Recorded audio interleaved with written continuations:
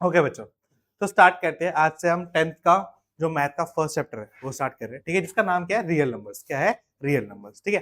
अब बच्चों real numbers में हमें बहुत सारे नंबर्स के बारे में डिस्कस करना है। वैसे तो हमने बहुत सारे नंबर्स के बारे में प्रीवियसली भी पढ़ रखा है, जैसे कि हमारे ऑड नंबर्स, इवन नंबर्स, ठीक है, उसके बाद हमारे इरेशनल नंबर्स, रैशनल नंबर, ठीक है। तो उनमें से ही दो नंबर्स के बारे में हमें इस चैप्टर में डिटेल में पढ़ना है, ठीक है। और वो नंबर्स क्या है? वो है रैशनल और इरेशनल। क्या है बच्चों? रैशनल और इरेशनल। तो थोड़ा सा मैं आपको इंट्रो देता हूं, ठीक है, रैशनल और इरेशनल के बारे में। फिर इस चैप्टर को आगे हम क्या करेंगे? स्टार्ट करेंगे। क्या करेंगे? स्टार्ट करेंगे। तो ध्यान से समझो, ठीक है।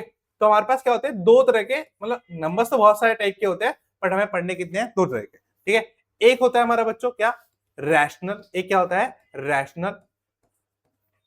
हाँ, और दूसरा क्या होता है? इररेशनल। दूसरा क्या होता है? Irrational number. इररेशनल नंबर, बस समझ में?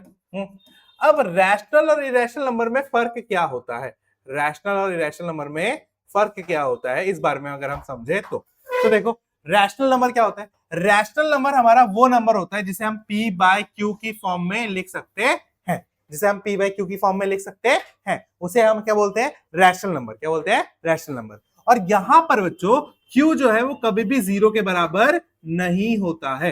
यहाँ पर Q जो है वो जीरो के बराबर कभी नहीं होता है। तो ऐसे नंबर्स को क्या बोलते हैं? रैशनल नंबर्स कहते हैं, ठीक है। जबकि इरेशनल नंबर्स क्या होता है? इसका जस्ट अपोजिट। इसका क्या? जस्ट अपोजिट, ठीक है। इसमें क्या होता है? P बाई क्यू जो होता है, यहाँ पे P बाई क्यू की फॉर्म में नहीं लिखा जा सकता। पहला तो क्या है? इसको P बाई क्यू की फॉर्म में नहीं लिख सकता। और यहाँ पर मोस्टली केस में क्या होता है? Q क्या होता है? जीरो के बराबर होता है। क्या होता है? जीरो के बराबर होता है। अब तुम सोच रहोगे भैया यहाँ पे P और Q क्या होता है? यहाँ पे P और Q क्या होता है? यहाँ पे P and Q are the integers. P और Q आर द इंटीजर्स। क्या होते हैं? इंटीजर्स होते हैं, बस समझ में? ठीक है। तो रैशनल नंबर्स क्या होते हैं? जिनको P बाई Q की फॉर्म में लिखा जा सकता है और जिसमें Q जीरो के बराबर कभी भी नहीं होगा, ठीक है। और इरेशनल नंबर क्या होता है? इसको P और अपॉन Q की फॉर्म में नहीं लिखा जा सकता, और जहां पर Q जो है जीरो के इक्वल होगा, जीरो के इक्वल होगा, बस समझ में? और यहाँ पे P और Q क्या होता है? इंटीजर्स। क्या होता है? इंटीजर्स। अब मैं आपको कुछ नंबर दे रहा हूँ, ठीक है, मुझे बताना वो रैशनल है या इरेशनल है, ठीक है। जैसे 1/0 क्या है? ये रैशनल है इरेशनल? इरेशनल, क्योंकि यहाँ पे Q क्या है? जीरो। तो ये क्या है? एक इरेशनल नंबर है। क्या है? Irrational number. आइए लिख देते हैं, ठीक है। अब मुझे बताओ 5/4 ये क्या है? रैशनल है। क्या है ये? एक रैशनल नंबर है, ठीक है। अब मुझे बताओ पाई क्या है? इररेशनल है। क्या है? पाई इररेशनल है, ठीक है। अब बोले भैया पाई की वैल्यू तो होती है, ठीक है। अगर पाई की वैल्यू गिवन है, पाई की वैल्यू गिवन है और वो वैल्यू भी कौन सी? 22/7, तब ये रैशनल है। तब क्या है? ये रैशनल है। बट अगर पाई की वैल्यू गिवन नहीं है तो क्या है? वो इरेशनल है। और अगर पाई की ये वाली वैल्यू है 3.14 डॉट डॉट डॉट, ये वाली वैल्यू है, तो ये भी क्या है? इरेशनल है। तो ये भी क्या है? इरेशनल। कोई डाउट यहाँ पे? सबको समझ में आ गया? अब इसके अलावा हमने और भी चीजें पढ़ी है रैशनल और इरेशनल के बारे में, ठीक है। कि जो हमारे रैशनल नंबर्स होते हैं बच्चों, वो हम एक और तरीके से उनको पहचान सकते हैं। मोस्टली रैशनल नंबर क्या होते हैं? टर्मिनेटिंग होते हैं। क्या होते हैं? टर्मिनेटिंग होते हैं। समझ रहे हो? क्या होते हैं? टर्मिनेटिंग। मतलब अगर हम इनको डिवाइड करते हैं तो ये क्या होता है? इनका रिमाइंडर कितना आता है? जीरो। क्या आता है? जीरो। तो इसको बोला जाता है टर्मिनेटिंग। तो जो टर्मिनेटिंग होता है वो क्या होता है? रैशनल होता है। क्या होता है? रैशनल। और एक और होता है जो नॉन टर्मिनेटिंग होता है। क्या होता है? Non terminating. But non terminating की क्या खास बात होती है बच्चों? नॉन टर्मिनेटिंग की क्या खास बात होती है? कि यहां पर वो क्या होगा? प्लस रेकरिंग भी होगा। क्या होगा? रेकरिंग भी होगा। मतलब वो बार बार क्या करेगा? रिपीट करेगा। क्या करेगा? रिपीट करेगा। जैसे कि 0.3333 डॉट डॉट डॉट, ये क्या है? एक रैशनल नंबर है। ये क्या है? एक तरह का रैशनल नंबर। इसको अगर हम लिखना चाहे तो क्या लिख सकते हैं? 1/3। 9th क्लास में सीखा था ना हमने ये, कि इसको हम क्या लिख सकते हैं? 1/3 लिख सकते हैं। तो ये क्या है? एक तरह का रैशनल नंबर होता है, ठीक है। तो अगर कोई भी नंबर हमारा टर्मिनेटिंग है, हाँ, और साथ में क्या है, या वो नॉन टर्मिनेटिंग और रेकरिंग है, तो उसको क्या बोला जाएगा? रैशनल। क्या बोला जाएगा? रैशनल, ठीक है। अब इरेशनल, इरेशनल किसे कहा जाएगा बताओ? जो कि नॉन टर्मिनेटिंग हो और नॉन रेकरिंग हो। जो कि क्या हो? नॉन टर्मिनेटिंग, क्या हो? Non terminating and non recurring, and non recurring. ऐसे नंबर्स को क्या बोला जाता है? हमारा इरेशनल नंबर कहा जाता है। बस समझ में आ गई? कोई डाउट इसमें? ठीक है, तो रैशनल इरेशनल समझ में आ गया कॉन्सेप्ट। चलो उसको नोट डाउन करो जल्दी से। अच्छा, आप कौन से मीडियम में? English medium?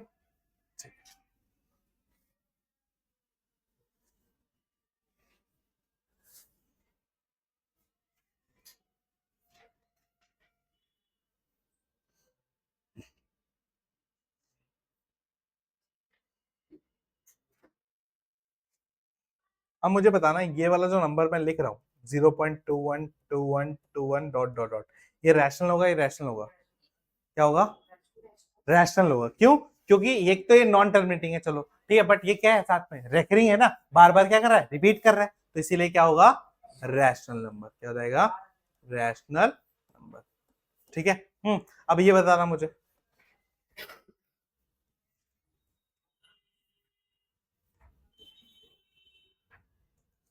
ये क्या है? ये वाला नंबर रैशनल है, इरेशनल? इरेशनल है। क्यों है इरेशनल? क्योंकि एक तो ये टर्मिनेट नहीं कर रहा, नॉन टर्मिनेटिंग है, और रिपीट भी नहीं कर रहा, यानी कि नॉन रेकरिंग है, तो ये क्या हो जाएगा, इरेशनल हो जाएगा। क्या जाएगा? इरेशनल। चलो फटाफट लिखो।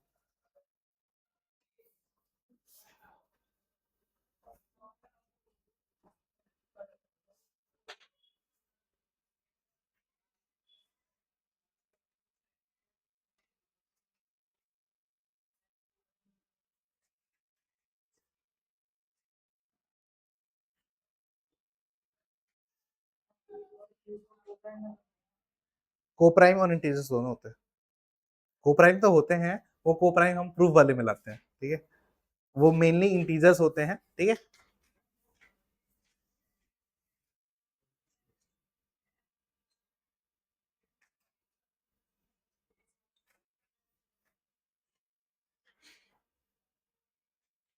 और थोड़ी मोटी कॉपी लेनी थी भाई, इतने में नहीं होगा।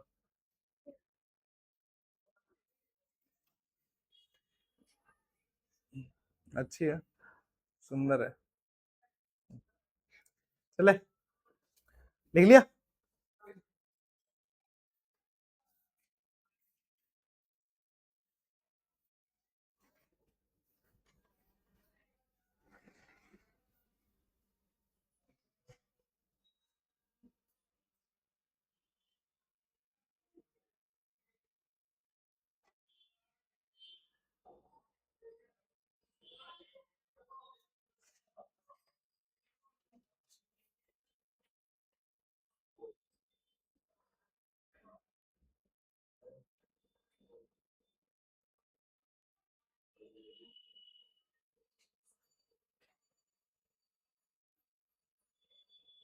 हो गया, लिख लिया? आगे बढ़ो। नेक्स्ट कॉन्सेप्ट भी सिखाना है, करें? नेक्स्ट है बच्चों एलसीएम। एलसीएम की फुल फॉर्म क्या होती है?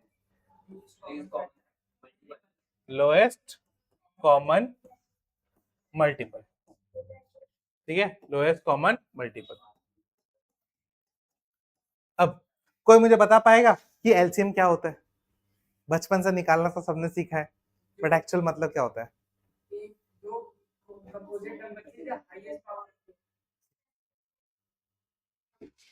वो तो प्राइम फैक्टराइजेशन हो गया, जो तुम बोल रहे हो वो। हाँ। तो इंटीजर की एक स्पेशल पावर जिसको मल्टीप्लाई करके दो नंबर का, ये क्या बोल गया तुम?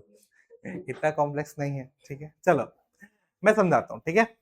लेट्स सपोज हम दो नंबर लेते हैं, और उसमें स्टार्ट करते हैं। मान लो हमारा नंबर है 8 और 10। क्या है? 8 और 10, ठीक है। अब 8 के हम क्या लिखते हैं? मल्टीपल्स लिखते हैं। क्या लिखते हैं? 8 के मल्टीपल्स, ठीक है। ध्यान से देखते हो, 8 का मल्टीपल क्या हो जाएगा? 8 खुद हो जाएगा, ठीक है। फिर 16, फिर 24, फिर 32, फिर 40, 48, और फिर 56, 64, 56, 64, 72, 80, 88, है ना? हाँ, और 96, ठीक है। और 96 के आगे जाए तो, और 104, और फिर 112, 124, 120, 120, ठीक है। अब आगे देखो, 10 के फैक्टर लिखो। 10 के क्या है? 10, 20, 30, 40, 50, 60, 70, 80, 90, 100, ठीक है, 110, 120, 130, 140, ठीक है डॉट, ठीक है आगे बढ़। मैं क्यों लिख रहा हूं? क्योंकि मुझे आपको एलसीएम समझाना है। क्या समझाना है? एलसीएम समझाना है, ठीक है। अब ध्यान से अगर हम देखें दोनों में, तो हमारे कौन कौन से कॉमन मल्टीपल है? दिख रहे हैं कौन कौन से कॉमन मल्टीपल जो लिखे हुए हैं? सबसे पहले क्या है? सबसे पहले दिख रहा है 40, चलो 40 दिख रहा है, उसका 80 दिख रहा है, 80 दिख रहा है, फिर ये 120 दिख रहा है। हाँ, इसके आगे और भी आएंगे, जैसे आगे इसके 160 होता तो यहाँ पे भी 160 होता, तो वो एक क्या था? फैक्टर था, तो मल्टीपल था, ठीक है। तो इन तीनों मल्टीपल में और इसके आने वाले मल्टीपल में, ठीक है, जितने भी मल्टीपल आएंगे उन सब में छोटा कौन सा है? उन सब में छोटा कौन सा है? 40। और इसीलिए जो एलसीएम होगा हमारा 8 और 10 का, वो क्या होगा? 40। तो दो नंबरों का जो लोएस्ट कॉमन मल्टीपल होता है, जो दोनों में कॉमन भी हो और सबसे क्या हो? लोएस्ट। क्या इससे पहले कोई और मल्टीपल है क्या? नहीं है, इसका मतलब यही क्या हुआ? लोएस्ट। इसीलिए ये क्या होता है? 40, ठीक है। कई बार बच्चे ये सोचते हैं कि एलसीएम जब हम निकालते हैं तो दो नंबर से हमेशा बड़ा नंबर आता है, तो लोएस्ट कैसे हुआ? तो लोएस्ट ऐसे हुआ, समझ में? लोएस्ट कैसे हुआ? ऐसे, ठीक है, कि वो सारे मल्टीपल्स में वो सबसे छोटा है, क्योंकि इसके बहुत सारे मल्टीपल हो सकते हैं, बट उन सभी मल्टीपल्स में ये क्या है? सबसे छोटा है, इसीलिए इसको क्या बताता है? हाँ, लोएस्ट कॉमन मल्टीपल। अब इसको निकालने के दो तरीके हैं। एक मेथड आप जो बचपन से सीखते आ रहे हो, ठीक है, प्राइम फैक्टराइजेशन का, ठीक है, प्राइम फैक्टराइजेशन का, ठीक है, जहां पे हम इस तरीके का, हाँ, एक बनाते थे और फिर सॉल्व करते थे, ठीक है। अब 10th क्लास में एक नया मेथड है, 10th क्लास में क्या है? एक नया मेथड है, ठीक है। क्या मेथड है वो सीखे एक बार, 10th क्लास वाला। तो ध्यान से समझना, ठीक है। सबसे इसमें भी करना प्राइम फैक्टराइजेशन ही है पहले, ठीक है, बट इसमें हम दो को लेके एक साथ करते थे, इसमें सिंगल सिंगल करना है। इसमें क्या करना है? Single single. जैसे कि मान लो एक 40 है और नेक्स्ट है दूसरा हमारा 120 है। क्या है? 120 है, ठीक है। अब 40 के जो फैक्टर्स होंगे, 40 के जो फैक्टर्स होंगे वो लिखने हैं, ठीक है। मतलब प्राइम फैक्टराइजेशन कर लो इस तरीके से, अगर नहीं आ रहा है और आ रहा है तो डायरेक्टली लिख दो, ठीक है, इस तरीके से कर लिया, ठीक है। ये तो करना ही पड़ेगा, ठीक है। 40 के 2 इंटू में 2 इंटू में 2, हाँ, इंटू में क्या रहेगा? 8, 4 इंटू 2 है 5, ठीक है, क्या रहेगा? 5, ये हो जाएगा। इसका क्या रहेगा? 2 इंटू में 2 इंटू में 2 इंटू में 5 इंटू में, सॉरी, एक और 2 आएगा और फिर 3 आएगा और फिर 5 आएगा, ठीक है, ये आएगा, ठीक है। तो ये 120 बन जाएगा। क्या बन जाएगा? 120 पर्सन में। तो अब इसको अगर मैं पावर में चेंज करूं, क्या करूं? पावर में, ठीक है। पहले दूसरा स्टेप क्या है? पावर में। तो ये 2 की पावर क्या रहेगी? 3, और 5 की पावर क्या हो जाएगी? 1, और यहाँ पे क्या रहेगा? 2 की पावर 4, और यहाँ पे क्या रहेगा? 3 की पावर 1 और 5 की पावर 1, 5 की पावर 1।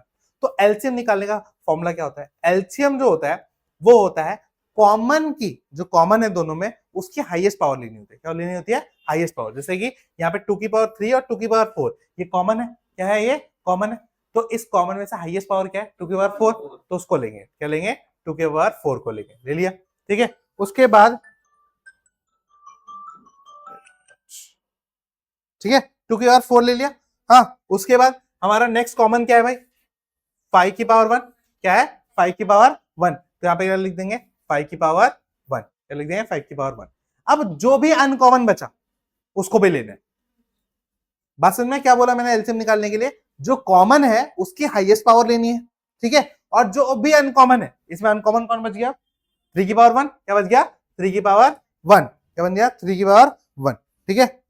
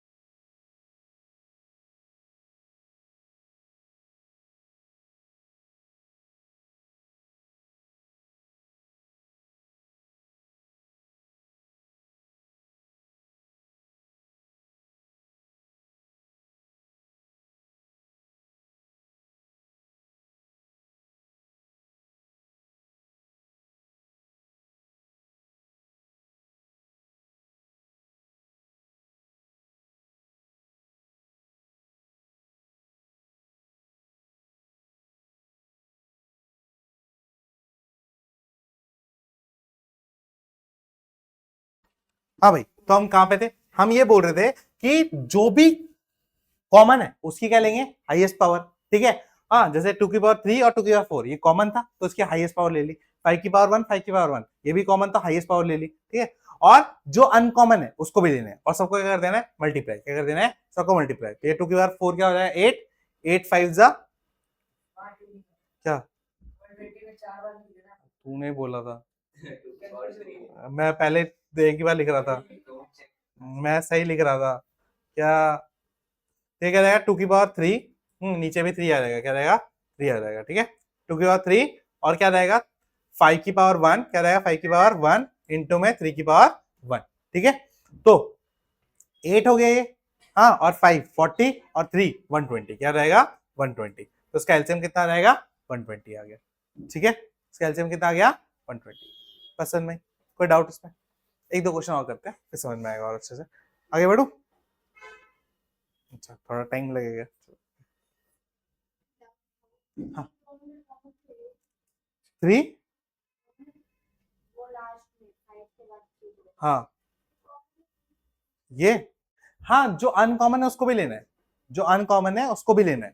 ठीक है, एलसीएम में नोट डाल के लिख लो, एक बार लिख लो कि कॉमन की highest power, common highest power, ठीक है, कॉमन हाईएस्ट पावर इनटू में, ठीक है, अनकॉमन इनटू में अनकॉमन, ये होता है हमारा एलसीएम। क्या होता है? एलसीएम। बस समझ में? तो जितने भी हमारे पास क्या है? कॉमन है, उन सबकी हाईएस्ट पावर लेंगे और जितने भी हमारे पास अनकॉमन है उन सबको ले लेंगे, उन सबको हम ले लेंगे। ठीक है, बस समझ में? कोई डाउट? हम्म आगे बढ़ू? आगे बढ़ू? ठीक है, नेक्स्ट क्वेश्चन देखो। नेक्स्ट क्वेश्चन देखो। नेक्स्ट क्वेश्चन है, मान लो 360, 360 और हमारे पास है मान लो 45। क्या मान लो? 45। ठीक है, ये दोनों है। इनका क्या निकालना है? एलसीएम निकालना है। क्या निकालना है? एलसीएम। तो निकालो एक बार, ट्राई करो, करो।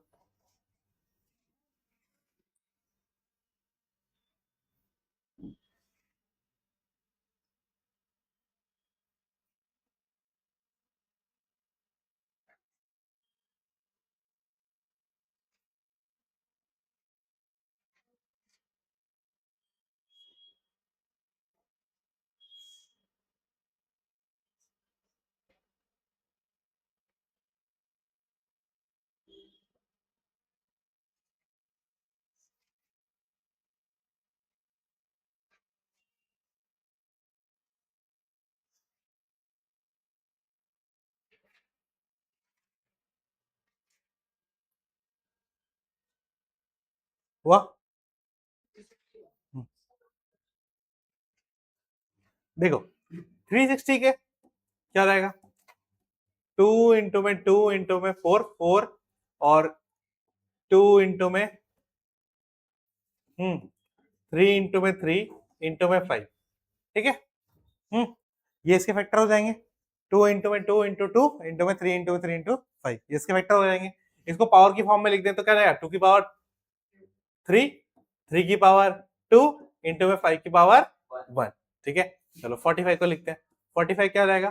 3 इंटू 3 इंटू 5। ठीक है, यानी कि 3 की पावर 2 क्या रहेगा? 3 की पावर 2 इंटू में 5 की पावर 1। ठीक है, तो एलसीएम हमारा कैसा होता है बच्चों? एलसीएम कैसा होता है हमारा? जो कॉमन है, जो कॉमन है उसकी क्या लेंगे? Highest power. अगर पावर सेम है तो कोई से भी ले लो, कोई दिक्कत नहीं है, बट जो कॉमन है उसकी हाईएस्ट पावर, मतलब 3 की पावर क्या लेंगे? 2 और 5 की पावर क्या लेंगे? 1। ठीक है, 5 की पावर लेंगे 1 और जो अनकॉमन है उसको भी ले लेना, जो अनकॉमन है उसको भी ले लेना है, जो कि क्या रहेगा? 2 की पावर 3 और सबको अगर मल्टीप्लाई करें तो हमें क्या मिल जाएगा? 360। क्या मिल जाएगा? 360। ठीक है, तो एलसीएम आ गया। डन? क्लियर है? हाँ, अब देखो नेक्स्ट नेक्स्ट क्वेश्चन देखो। मान लो हमारे पास ए, हमें एक नंबर दे रखा है, वो क्या दे रखा है? P, P Q, Q square और आर, क्यू स्क्वायर आर, और बी दे रखा है पी Q की पावर 3 और आर स्क्वायर, आर स्क्वायर। ठीक है, तो बोला है कि एलसीएम निकालो ए और बी का, एलसीएम निकालो ए और बी का, क्या होगा बताओ। अब बताओ, क्या इसे आप पुराने तरीके से कर सकते हो? नहीं ना, ये तो 10th वाला क्वेश्चन है, इसीलिए तरीका सिखाया। ठीक है, तो बस सिंपल है, आपको एलसीएम जो देखना है इसका, LCM of A comma B, तो क्या देखना है, सीधा देखो, पी और पी कॉमन है, तो हाईएस्ट पावर क्या रहेगी, पी का क्यूब।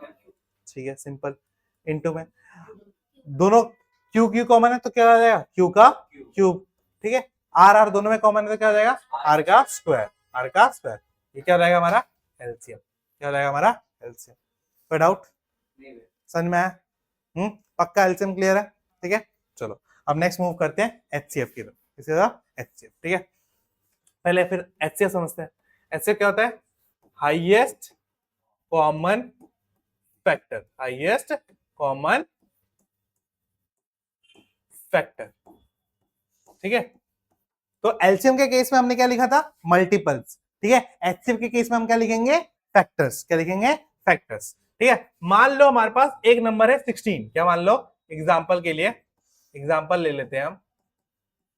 ठीक है, मान लो हमारे पास एक नंबर है 16 और दूसरा नंबर है 24, क्या है नंबर 24। ठीक है, समझो ध्यान से। ठीक है, अभी लिखना नहीं, तो इसका एक फैक्टर होगा 1, ठीक है, दूसरा फैक्टर होगा इसका 2, तीसरा फैक्टर होगा इसका 4, चौथा फैक्टर होगा इसका 8 और 16 ये खुद, ये फैक्टर होंगे इसके। ठीक है, 24 के 1 होगा, 2 होगा, 3 होगा, 4 होगा, 6 होगा, ठीक है, 8 होगा और 12 होगा।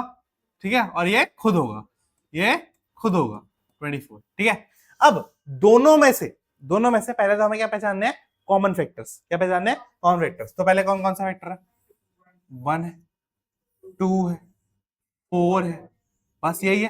अब 8 भी है, क्या है, 8 भी है, चलो 8 भी है दोनों का। ठीक है, 8 भी है। ठीक है, तो अब इसके 4 कॉमन फैक्टर मिल गए हमें, क्या मिल गए, 4 कॉमन फैक्टर मिल गए। और इन चारों में से सबसे हाईएस्ट वाला कौन सा है, 8। क्या है सबसे हाईएस्ट वाला, 8। तो इसीलिए इन दोनों का जो एचसीएफ होगा वो क्या रहेगा, 16 और 24 का, वो क्या रहेगा, 8 हो जाएगा। क्या रहेगा, सिंपल, समझ में? कोई डाउट? तो इसमें भी वही दो मेथड है, एक बचपन वाला मेथड वो डिवाइड कर करके करते थे, और एक 10th वाला मेथड। ठीक है, तो 10th वाले मेथड से स्टार्ट करते हैं इसमें। ठीक है, 10th मेथड, तो इसमें क्या करना होता है, ठीक है, लेट सपोज हमारे पास दो नंबर है, मान लो एक 64 है, और एक हमने ले लिया 72। क्या ले लिया, 72। ठीक है, तो फिर इसको भी वही प्राइम फैक्टराइजेशन करना है। क्या करना है, प्राइम फैक्टराइजेशन करना है। तो इसको मैं लिख दूं 2 की पावर 6, सीधा होता है 2 की पावर 6, 64। ठीक है, 2 की टेबल में आता है। ठीक है, हाँ, और 72 को क्या लिख सकते हैं, एक तो 2 इंटू 2 4, 2, और फिर 2 की पावर 2 4, 2 की पावर 3 8, 8 2 की पावर 3 और 3 की पावर 2, 3 की पावर 2, ये फैक्टर हो गए। ठीक है, अब इसमें जब हम एचसीएफ निकालते हैं ना, इसमें हम सिर्फ और सिर्फ कॉमन फैक्टर को देखते हैं। किसको देखते हैं, कौन, अनकॉमन वालों से कोई मतलब नहीं हमारा। ठीक है, तो कॉमन फैक्टर क्या है, ये वाला। और इसमें कॉमन फैक्टर जो होता है, एचसीएफ जो हम लेते हैं वो क्या लेता है, कॉमन की लोएस्ट पावर। क्या लेते हैं, कॉमन फैक्टर्स, कॉमन फैक्टर्स क्या लेते हैं, लोएस्ट पावर। कॉमन फैक्टर की लोएस्ट पावर हमारा क्या होता है, एचसीएफ होता है। तो यहाँ पर एचसीएफ हमारा क्या रहेगा, 2 की पावर 3, क्या रहेगा, 2 की पावर 3। तो किसके इक्वल आ गया, 8, किसके इक्वल आ गया, 8। बस खत्म, समझ में, ऐसे समझ में, कोई डाउट? दिव्या समझ में आ रहा है, समझ में आ रहा है, आगे बढ़े। देखो एक और क्वेश्चन देते हैं, चलो मान लो हमारे पास है एक 150 और 270। चलो इन दोनों का है, पहले एलसीएम निकालो फिर एचसीएफ निकालो। एक बार प्राइम फैक्टराइजेशन कर लोगे तो दोनों निकल जाएंगे, है ना? करो फिर जल्दी से।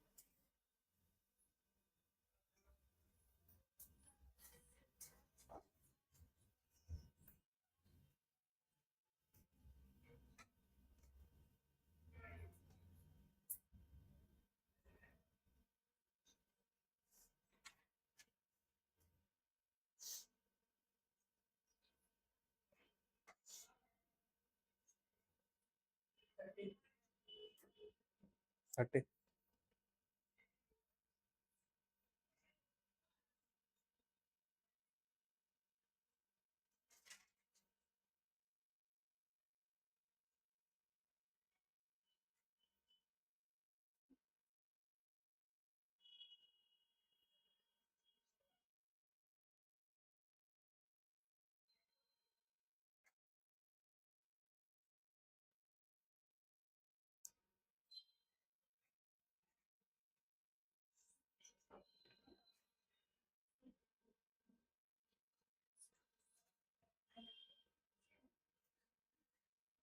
आगे बढ़े। वो देखो 150 को क्या लिख सकते हैं, 2 की पावर 2, ठीक है, और 3 की पावर 3, 2 की पावर 2 है, ये 2 1 है, और 3 की पावर 3 है, और 5, और क्या है 5, ठीक है, बस 5 की पावर 2 है, 5 की पावर 2 है, ठीक। 3 की पावर 1 नहीं, 3 की पावर 1 ही होगी, 3 की पावर 1 ही होगी, हाँ, क्योंकि 25 375 150, ठीक है। चलो, और 270 को करे तो बताओ, 270 को करे तो 2 की पावर पहले बताओ, 2 की पावर 1, ठीक है, फिर 3 की पावर क्यूब और 5 की पावर 1, ठीक है, 5 की पावर 1। सबसे पहले हम बात करते हैं एलसीएम की, इसकी बात करते हैं एलसीएम की। तो एलसीएम क्या कहता है, कॉमन की हाईएस्ट पावर। तो कॉमन क्या है, 2 की पावर ये कॉमन है, तो 2 की पावर 1, 3 की पावर 3 और 5 की पावर 2, ठीक है, कॉमन वाले की हाईएस्ट पावर है ना, ये हो जाएगा। तो उसको मल्टीप्लाई करो, कितना हो जाएगा 25 2 50 50 और 9, कितना आएगा 450, कितना आ जाएगा। हाँ हाँ, कॉमन वाले की हाईएस्ट पावर लेते हैं। ये क्या है, एचसीएफ है, मैं क्या निकाल रहा हूँ, हाँ, एलसीएम एचसीएफ दोनों निकालना था, मैंने बोला था। क्वेश्चन तो सुन लो पहले, ठीक है, बस समझ में। तो कितना हो जाएगा 5 25 25 टू 50 50 और 9, 50 और सॉरी 50 और 27, कितना हो जाएगा 50 और 27, 50 और 27 हो जाएगा हमारा 50 इंटू 27 750, कितना हो जाएगा पक्का, ठीक है 750, ठीक है। तो 750 क्या हो जाएगा इन दोनों का कॉमन, ठीक है, कोई डाउट। तो ये एलसीएम हो गया, क्या हो गया एलसीएम। अब एचसीएफ की बात करें तो एचसीएफ क्या हो जाएगा इन दोनों का, कॉमन की लोएस्ट पावर, तो यहाँ पे कॉमन की लोएस्ट पावर क्या है 2 की पावर 1, कॉमन की लोएस्ट पावर क्या है 3 की पावर 1, और कॉमन की लोएस्ट पावर क्या है 5 की पावर 1, तो 15 टू द 30, कितना रहेगा 30। तो ये तुम्हारा एचसीएफ आ गया। कितना आ रहा है 35 का 5, एक मिनट, हाँ 3 बचा 15 10, हाँ 1350 आ रहा है, मल्टीप्लाई ढंग से करो, 1350 आएगा, ठीक है डन। कोई डाउट, समझ में आ गया। आगे बढ़े, क्लियर है, बुक वाले क्वेश्चन में चले। अब तक एक चीज और नोटिस करी तुमने कि जितने में भी जीरो आ रहा है पीछे, मतलब जितने में भी जीरो आ रहा है पीछे, इसमें हो, ठीक है, या पिछले वाले क्वेश्चन में हो, ठीक है, इन सब में एक चीज कॉमन दिखी, क्या कॉमन दिखी 2, और एक और चीज कॉमन है 5, ठीक है। तो भाई एक बात समझो, तो जो भी number which and with 5, number which and with 0, ठीक है, ऐसे नंबर जो जीरो के साथ क्या होते हैं एंड विद 0, ठीक है, उनके फैक्टर में ऑलवेज क्या होगा 2 एंड 5 दोनों ही होने चाहिए, 2 एंड 5 दोनों ही होने चाहिए, बस समझ में, ठीक है।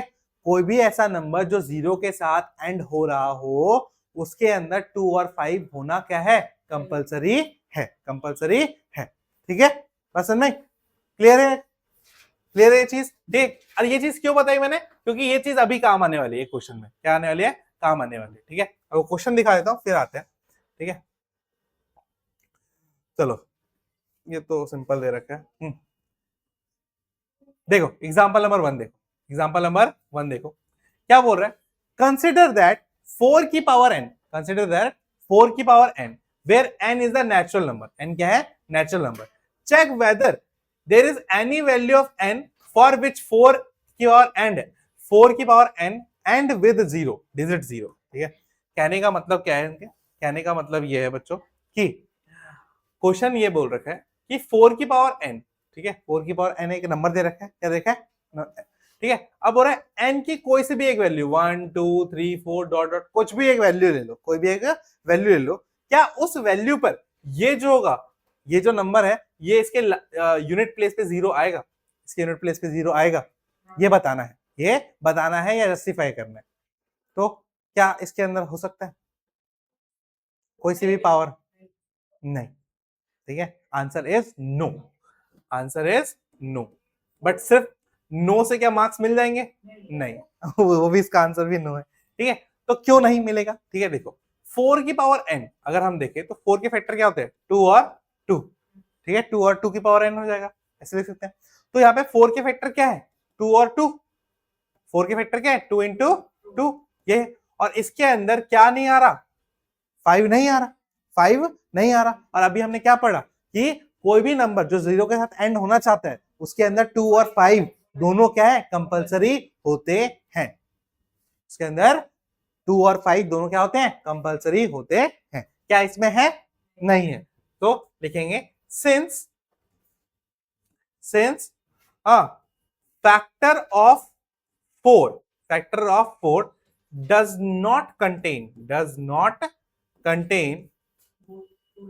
both 2 and 5 as a factor. Therefore 4 की power n never end with digit 0, ठीक है, विद डिजिट 0, ये कभी खत्म नहीं होगा जीरो के साथ, ठीक है। और इसी के बेसिस पे एक और क्वेश्चन है, ठीक है, वो क्वेश्चन आप मुझे करके दिखाओगे अभी। हाँ, क्वेश्चन ये है कि क्या 6 की पावर n कभी जीरो के साथ खत्म होगा? क्या यहाँ पर n की वैल्यू कोई भी हम अगर मैं ले लूं तो क्या 6 की पावर जो है ये किसी भी जीरो पे खत्म होगा कभी? ठीक है, तो वही जस्टिफिकेशन लिख देना इसका। ये एक्सरसाइज का क्वेश्चन है, ये क्या है? एक्सरसाइज का क्वेश्चन है, समझ रहे हो? सेम ही क्वेश्चन है दोनों, ठीक है, सेम ही क्वेश्चन है। आगे समझ में? कोई डाउट? मतलब अगर किसी भी नंबर में हमें लास्ट में जीरो चाहिए तो उसके अंदर हमें क्या चाहिए? दो फैक्टर चाहिए। क्या चाहिए? दो फैक्टर चाहिए, ठीक है, 2 और 5। क्या हुआ? ठीक है, अगर मैं वहां पे लिख दूं तो फंडामेंटल थ्योरम है आर्थमेटिक, वो भी तो चाहिए होगा। हाँ हाँ, वो रीजन यही है, 2 और 5 होना चाहिए, ठीक है, फंडामेंटल थ्योरम से ही तो मिला है, ठीक है, बुक में भी तो ये लिखा होगा।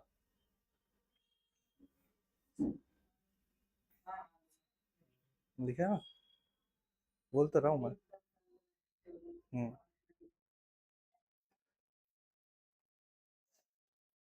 चलो वाला क्वेश्चन करो, 6 वाला, 6 की पावर n वाला, जल्दी।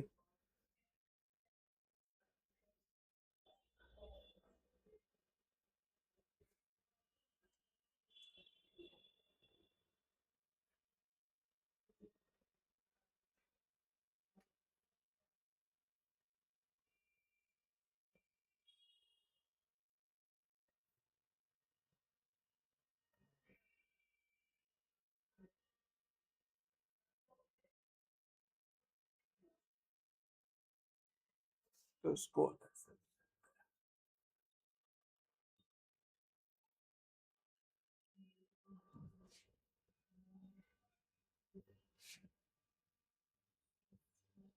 तो यहाँ पे क्या बोलेंगे इसके सॉल्यूशन में? कि according to fundamental theorem of fundamental theorem of arithmetic, हाँ, जो 6 की फैक्टर है, 6 के फैक्टर होंगे वो क्या रहेंगे? 2 इंटू 3 की पावर n, 2 इंटू 3 की पावर, ठीक है। तो क्या लिखेंगे? सिंस फैक्टर ऑफ 6 क्या नहीं कर रहा? डज नॉट कंटेन, क्या नहीं कर रहा? डज नॉट कंटेन, ठीक है, both 2 and 5, both 2 and 5 as a factor, therefore 6 की power n never ends with, ठीक है, never ends with क्या? ends with digit 0, with digit 0, ठीक है, डन। फिर आउट सर मैं क्लियर है एकदम। चलिए आगे बढ़ो, लिख लिया, लिख लो लिख लो।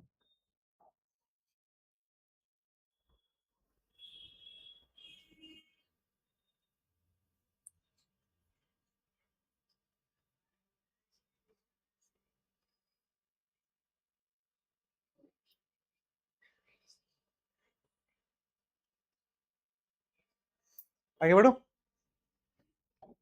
चलो भाई ठीक है। अब देखो फंडामेंटल थ्योरम ऑफ अर्थमेटिक क्या कहती है, सिंपल वही प्राइम फैक्टराइजेशन के बारे में कहती है कि एक नंबर को जब हम डिवाइड करते जाएंगे तो हमें डिफरेंट डिफरेंट नंबर क्या होते हैं, ऑब्टेन होते जाएंगे। ठीक है, उसके बारे में बता रहा है। जैसे यहाँ पे एक नंबर ले रखा है क्या, 32760। जब उसको 2 से डिवाइड किया तो एक नंबर आया, फिर इसको जब 2 से डिवाइड किया तो एक और नंबर आया, फिर इसको 2 से डिवाइड किया तो एक और नंबर आया। जब इसको हम डिवाइड करते जाएंगे तो हमारे पास डिफरेंट डिफरेंट नंबर आते रहेंगे और लास्ट में हमारे पास क्या बचेंगे, हमारे पास क्या बचेंगे, प्राइम नंबर्स बचेंगे। ठीक है, तो सिंपली अर्थमेटिक ये जो फंडामेंटल थ्योरम ऑफ अर्थमेटिक है, इसका क्या कहना है, इसका कहने का मतलब ये है बच्चों कि कोई भी नंबर जो है वो क्या है, मल्टीपल ऑफ प्राइम नंबर्स। क्या है, कोई भी नंबर से है उसको हम मल्टीपल ऑफ प्राइम नंबर में लिख सकते हैं। ठीक है, दुनिया में ऐसा कोई सा भी नंबर नहीं है, तुम मुझे बोल दो जिसका मल्टीपल मैं प्राइम नंबर्स पे ना लिख पाऊं। ठीक है, मतलब इसके फैक्टर प्राइम नंबर ना हो। ठीक है, दुनिया में सभी नंबर्स के जो फैक्टर्स होते हैं वो क्या होते हैं, प्राइम नंबर्स होते हैं। ठीक है, 13 का फैक्टर क्या होता है, 1 होता है और 13 खुद होता है। ठीक है, तो 13 एक प्राइम नंबर है। ठीक है, तो इसी तरीके इसी चीज को इस फंडामेंटल थ्योरम ऑफ अरिथमेटिक में बता रखा है, जो कि हम एलसीएम और एचसीएफ में कर ही रहे हैं। एलसीएम और एचसीएफ में हम कर ही रहे हैं, जो प्राइम फैक्टराइजेशन कर रहे हैं ना, उसी चीज को तुम बोल दो कि फंडामेंटल। ठीक है, देखो यहाँ पे बोल रखा है कि every composite number can be expressed और factorized as a product of primes. ठीक है, कोई भी नंबर, कोई भी कंपोजिट नंबर, पहले बताओ मुझे कि कितने बच्चों को ये पता है कि कंपोजिट नंबर क्या होता है। यस, ठीक है, जिसके दो से ज्यादा फैक्टर्स होते हैं उसको क्या बोलते हैं, कंपोजिट नंबर बोलते हैं। ठीक है, थोड़ा ध्यान से समझ लेते हैं। ठीक है, those number which contain more than two factors,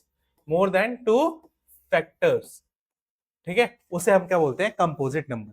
ठीक है, दो फैक्टर क्यों नहीं, एक से ज्यादा क्यों नहीं, क्योंकि प्राइम के कितने फैक्टर होते हैं, दो फैक्टर होते हैं। ठीक है, इसीलिए बोला गया कि दो से ज्यादा फैक्टर होने चाहिए। क्या होना चाहिए, दो से ज्यादा फैक्टर। जैसे कि एग्जांपल के तौर पे कौन कौन से कंपोजिट नंबर है, 4 है। सबसे छोटा कंपोजिट नंबर अगर कोई है दुनिया में वो कौन है, 4 है। ठीक है, ये क्यों बता रहा हूं, क्योंकि इस पे भी क्वेश्चन बन चुका है सीबीएसई के अंदर। ठीक है, 4 is the smallest composite number, smallest composite number. अगर तुम ये छोटी छोटी बातें अगर याद रख पाओगे ना, तुम्हारे बोर्ड में 90% आने से कोई नहीं रखता। क्योंकि बच्चों के लास्ट मोमेंट पे जाके एमसीक्यू में लास्ट ईयर पूछ लेता है कि जो स्मॉलेस्ट प्राइम नंबर है और जो स्मॉलेस्ट कंपोजिट नंबर है उनका जो एचसीएफ होगा वो कितना होगा। अब अगर बच्चे को स्मॉलेस्ट कंपोजिट नंबर ही नहीं पता तो कैसे करेगा बताओ। ठीक है, बस समझ रहे हो, तो ये छोटी छोटी बातें याद रखनी है। तो 4 is the smallest composite number. 4 के बाद नेक्स्ट क्या आता है, 6। ठीक है, फिर 8, फिर 9। ठीक है, कई बार 9 को बच्चे कंफ्यूज कर लेते हैं, ऑड नंबर है तो नहीं, ये भी एक कंपोजिट नंबर है, ये भी क्या है, composite number. Dot dot dot, clear है यहां तक। तो कंपोजिट नंबर क्या होते हैं, जिसके दो से ज्यादा फैक्टर्स होते हैं। हाँ, जिसके दो से ज्यादा फैक्टर होते हैं। और जब हम कंपोजिट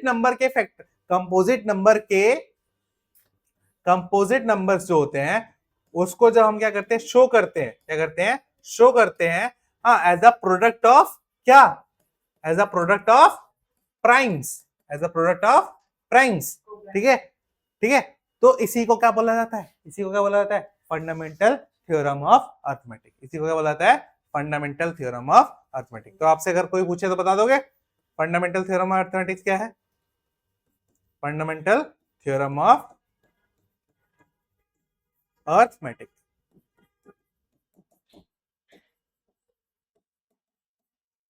क्लियर, कोई डाउट समझ में, ठीक है।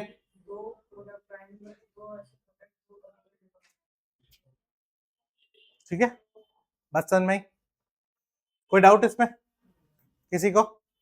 कोई डाउट नहीं? ठीक, आगे बढ़े।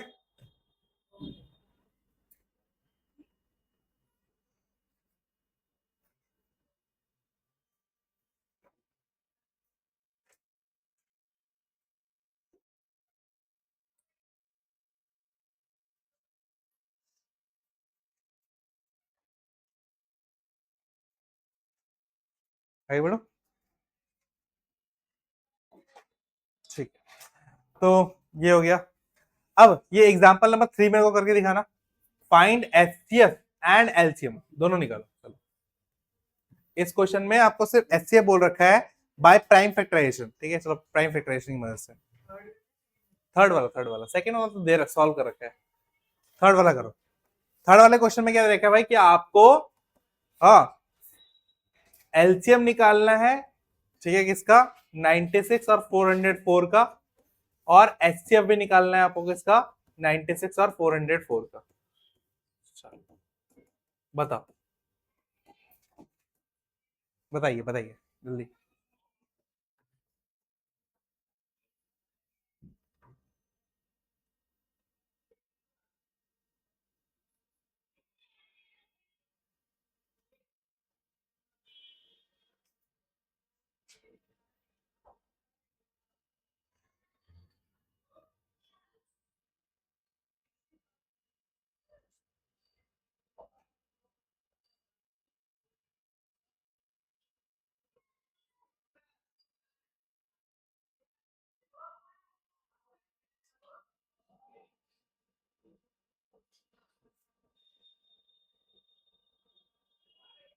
पहले तो क्या करोगे? प्राइम फैक्टराइजेशन करोगे, है ना? तो पहले 96 की प्राइम फैक्टराइजेशन बताओ। टू टू की पावर क्या हो जाएगा? 5 और इंटू 3, 3 की पावर 1। 201 202 का, सॉरी 404 का, 404 का 2 का स्क्वायर 101 की पावर 1। ठीक है। हाँ, अगर मैं एलसीएम की बात करूं, किसकी बात करूं? एलसीएम की। तो जो हाईएस्ट है, कॉमन के हाईएस्ट पावर और जितने भी अनकॉमन है सारे के सारे, है ना? जितने भी अनकॉमन है सारे के सारे। ठीक है, तो क्या आ जाएगा भाई हमारा आंसर यहाँ पे? 9696। ठीक है, ठीक है, तो इसका आंसर आ जाएगा 9600 9696 9696। ठीक है, ये इसका आंसर हो जाएगा। ठीक है, और अगर मैं एचसीएफ निकालने की कोशिश करूं तो क्या आ जाएगा भाई? जो कॉमन है उसकी लोएस्ट पावर, कॉमन की लोएस्ट पावर यानी कि 2 की पावर 2, यानी कि कितना हो जाएगा? 4, यानी कि क्या जाएगा? 4। बस समझ में? कोई डाउट? एकदम झकास समझ में आ गया? कोई भी डाउट? आगे बढ़े। चलिए, नेक्स्ट है आपका एग्जाम्पल नंबर 4। चलो देखना मत ना।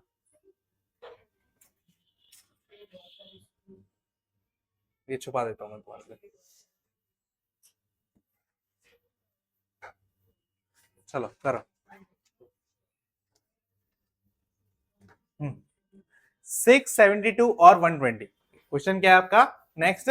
कि आपको एलसीएम और एचसीएफ निकालना है। एलसीएम और एचसीएफ निकालना है किस किस का? आपको निकालना है। नंबर्स आर 672, क्या है? 6 है, 72 है और 120 है। इन नंबर्स का क्या निकालना है? एलसीएम और एचसीएफ। फटाफट निकाल के दिखाओ।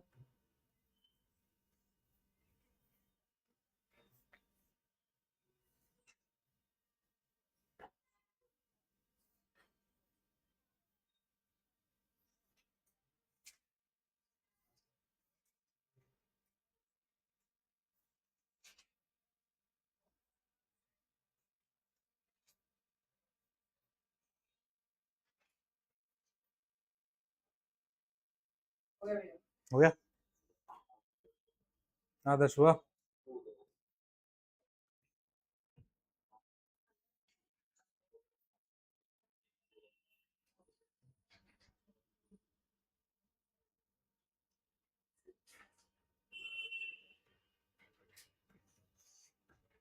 जो भी कॉमन है उसकी हाईएस्ट पावर। ठीक है, चाहे वो 2 में कॉमन हो या चाहे 3 में कॉमन हो, उससे कोई फर्क नहीं पड़ता। HCF वाले में फर्क पड़ता है, LCM वाले फर्क नहीं पड़ता, ठीक है, बस समझ में।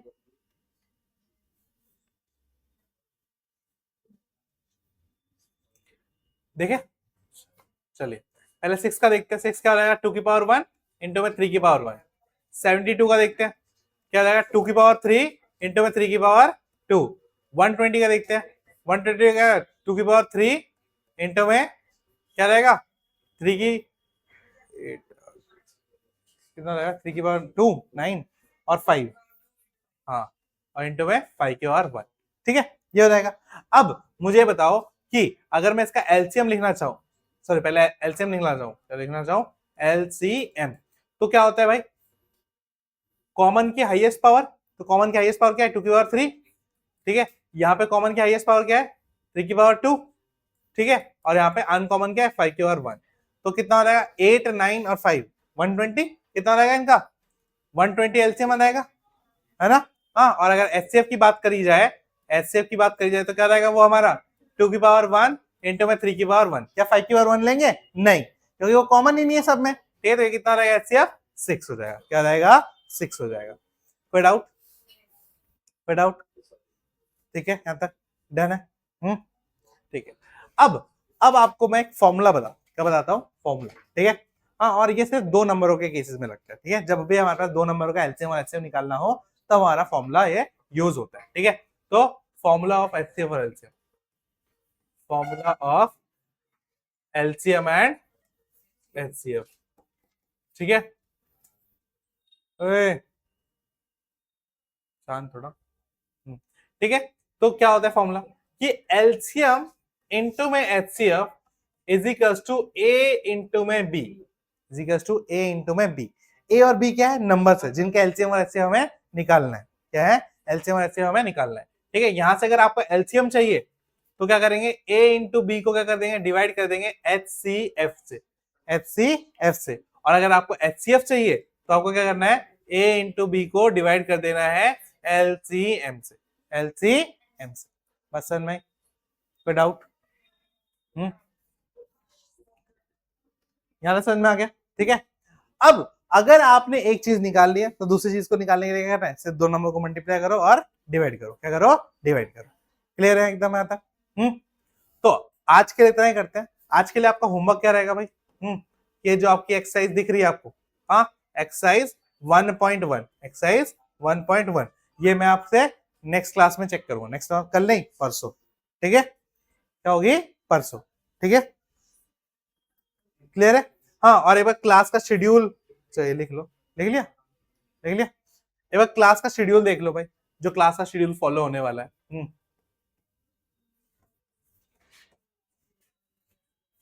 देखो, जैसे अभी वीक 1 चल रहा है, ठीक है, क्या चल रहा है, वीक 1, ठीक है, तो वीक 1 में मंडे तो जा चुका है हमारा, ट्यूसडे भी जा चुका है, वेडनेसडे है आज, तो मंडे वेडनेसडे और फ्राइडे ये हमारा क्या हो रहा है, मैथ्स हो रहा है, क्या हो रहा है, मैथ्स। तो जो बाकी 3 दिन बचे टीटीएस क्या होना चाहिए, साइंस, क्या होगा, साइंस, ठीक है। नेक्स्ट वीक क्या हो जाएगा, चेंज, नेक्स्ट वीक क्या हो जाएगा, चेंज, तब एमडब्ल्यूएफ क्या स्टार्ट हो जाएगा हमारा, साइंस, क्या स्टार्ट हो जाएगा, साइंस, ठीक है, और टीटीएस क्या स्टार्ट हो जाएगा हमारा, मैथ्स, ठीक है। हाँ, फिर वीक 3, फिर वीक 3, वीक 3 में क्या हो जाएगा, फिर से एमडब्ल्यूएफ क्या हो जाएगा, मैथ्स, ठीक है, क्या हो जाएगा, मैथ्स, और टीटीएस क्या हो जाएगा, साइंस, क्या हो जाएगा, साइंस, ठीक है। तो इस बात को थोड़ा याद रखना। हाँ, और ऐसा क्यों कर रहा हूं मैं, सेम क्यों नहीं रखा, क्योंकि हमारा जो मंडे है वो हमारा क्या है, फिक्स्ड होता है, क्या होता है, फिक्स होता है, किसके लिए, वीकली टेस्ट के लिए, इसके लिए, वीकली टेस्ट के लिए। तो वीकली टेस्ट अगर होगा तो भाई एक सब्जेक्ट को कम दिन मिलेगा, तो उसको कंपनसेट करने के लिए आगे पीछे कर दिया, ठीक है भाई। हाँ, तो इतना ही करते हैं आज के लिए, ठीक है, ये क्लास शेड्यूल है जो फॉलो होगा अब से, ठीक है। तो मिलते हैं नेक्स्ट क्लास में, और कल क्या लेके आना है, साइंस लेके आना है, क्या लेके आना है, साइंस।